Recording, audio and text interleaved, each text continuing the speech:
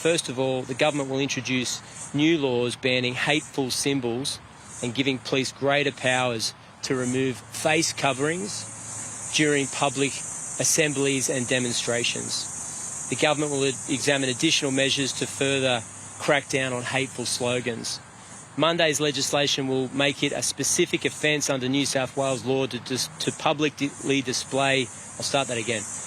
Monday's legislation will specifically outlaw terrorist symbols such as the ISIS flags and indeed all banned terrorist organisations in New South Wales for public display, either in the streets, during a public demonstration or in houses, anywhere.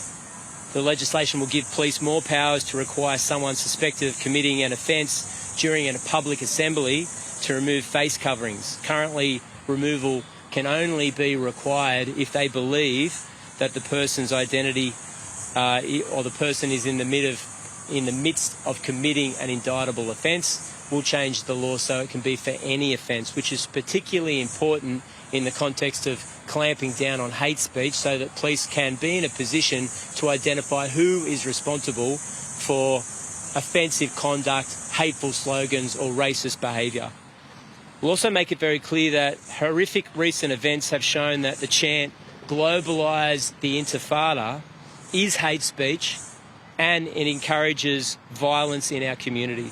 The chant will be banned alongside other hateful comments and statements made in our community. Now, it's very important that we chart a legislative path that holds up as far as the Constitution is concerned. So the Attorney-General will ask the Legislative Assembly Committee on Law and Safety to conduct a quick investigation and report back to the Attorney-General about changes to the law and hate speech legislation that should specifically be included in the state's the hate speech bills that we passed last year.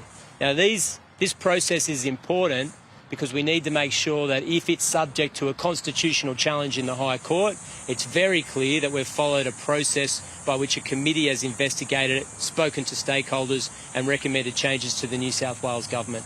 But I will insist that globalise the intifada is included in that list. I will insist that globalise the intifada is included in that list of hateful, violent rhetoric in New South Wales.